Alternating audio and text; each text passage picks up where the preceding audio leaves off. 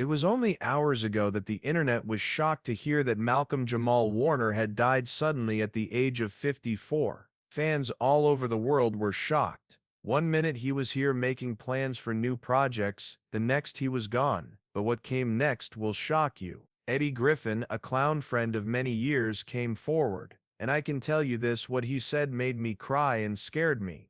Not only did he cry, but he also hinted at something much deeper that most people missed. Eddie shared a film that had no music or filters, just raw pain. He spoke with a shaking voice, "My heart is heavy and so is the truth." That's when people really paid attention, since it wasn't just a friend who had died. Eddie seemed to be keeping something big from you.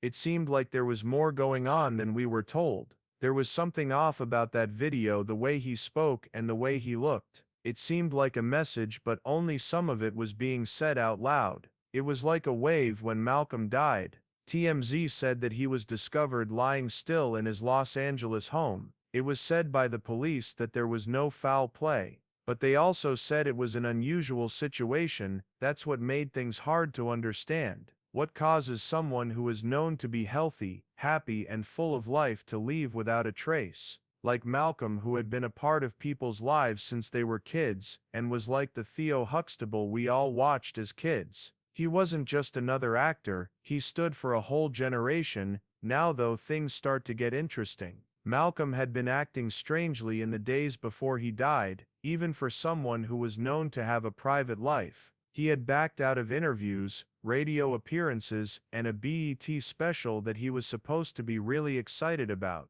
He was not like this at all. His close friends and family said he looked and felt tired, both physically and mentally. One friend even said it seemed like his soul was carrying something heavy. The story is unique because no one saw it coming, but now that you look back, you can see all the signs. After that, something happened that scared everyone. 5 days before he died, Malcolm shared a strange black and white picture of a tree. "Some trees break when they're pushed too hard," it said. "Some roots don't get to heal." At first, Vance thought it was just poems. But after he died, it looked like a farewell or, even worse, a cry for help that no one heard in time. The most crazy part? There is a lot of confusion about what happened in those last days. His friend said he disappeared from all communication, not a single text or call, and he didn't even log into the private cloud server for his production business. He would never do something like that.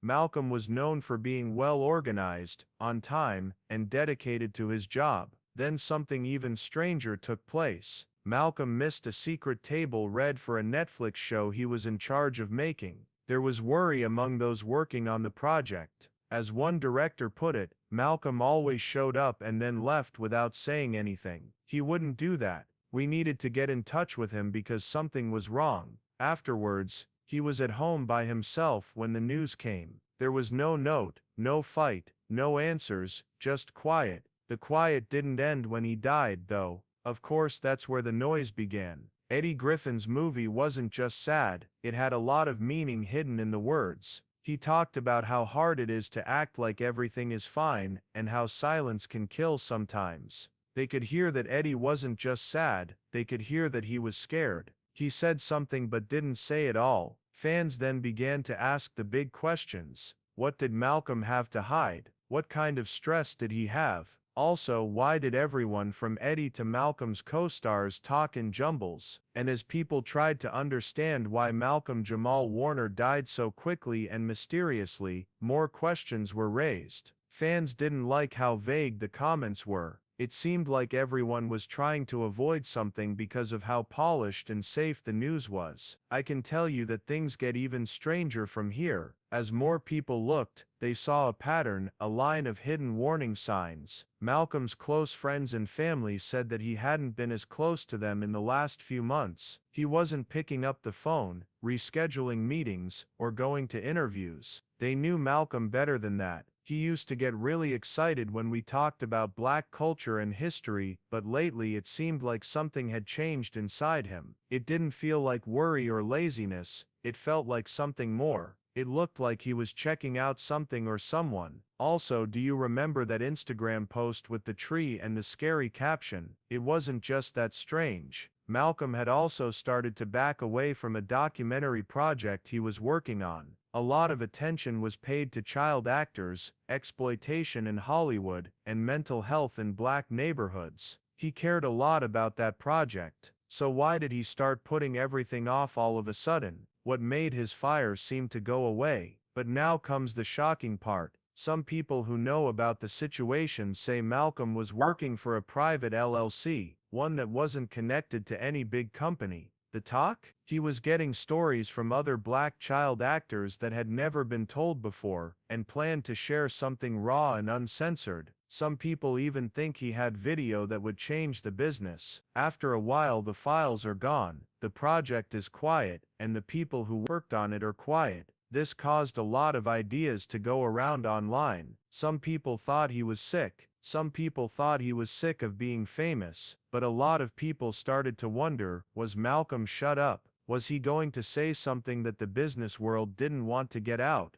Eddie Griffin's speech became popular once more. That one line, "The person who is brave enough to tell the truth, gets killed with it." It stopped feeling like poetry all of a sudden. It seemed like a cross or a puzzle piece. In this story things are different because everyone talks in codes. He used to work with Eddie, Felicia Rashad, and other actors. None of them said anything shocking outright, but they all gave it away. On Instagram, Felicia shared a very sad picture of herself hugging a young Malcolm. "It broke my heart to hear her beautiful words. Even in your silence my heart aches," she wrote. Then in an interview, she said something that really shocked her friends. He told her, I have to be," when she asked him if he was okay 2 weeks before he died. Take a moment to think about that. Not "I'm fine" or "I'm getting better," but "I have to be." That's not peace, it's stress. There's a man trying to tell himself to keep going. You don't notice that kind of pain until it's too late. All of this gets us back to Eddie Griffin. In his second post, which was just a text message, he said, "Keep the peace and check on your strong friends." A silent cry for help can be very loud.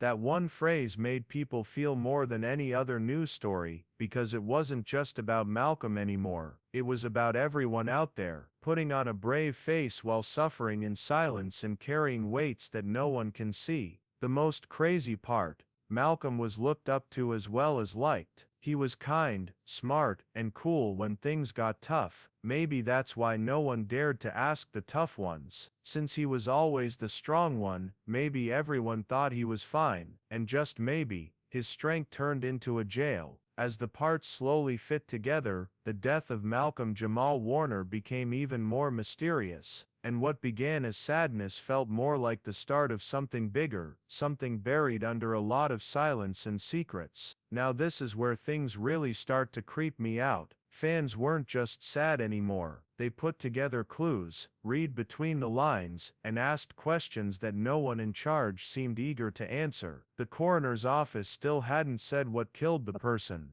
They just said it was strange, but not illegal. People started to think about that word a lot. What was it if it wasn't a crime, or a known illness? Even though toxicology reports were still being waited for, the public wasn't happy. Why the wait? Why is there no sound? Eddie Griffin's vague thoughts made things worse. When someone close to Malcolm spoke, they always said something that sounded like sadness but really felt like a warning. This is where the online ideas really took off. The most likely explanation was that Malcolm had been quietly dealing with a major illness, maybe heart disease or cancer. In a recent interview, some of his fans said that he looked thin, and that his eyes looked tired. Maybe that's why they felt alone, missed events, and were quiet. But here's the thing, if he was really sick, why did his best friends still talk in riddles? Why did it seem like everyone was hiding something? After that, the second idea came out.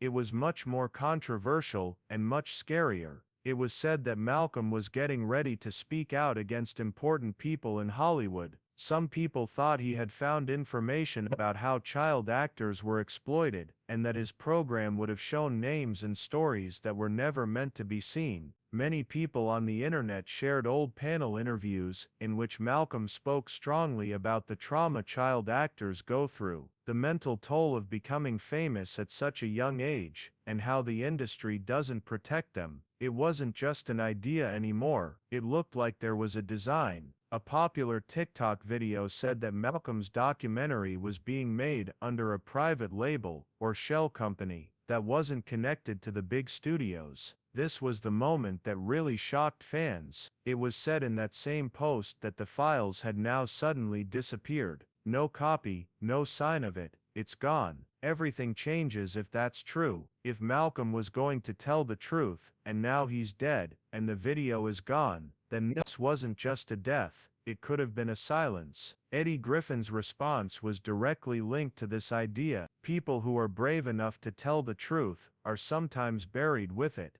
There was no chance in that or beauty in it. It was personal, and fans knew it, but the third idea was the most likable, and maybe even the saddest. It said Malcolm wasn't sick or in danger, he was just dealing with being alone, the stress of being famous, the weight of demands, and the fact that people would never stop seeing him as Theo. People always saw him as the kid from the Cosby Show, no matter how big he got, or how many parts he played. That can break anyone, but it can really hurt Malcolm, who is very private and emotionally open. We always think the strong ones are okay, as one YouTube review said it best, but Malcolm might have been yelling for help in a language we didn't learn. For Malcolm, the Instagram posts, the disappearances, and the unfinished projects in his last few weeks weren't loud cries.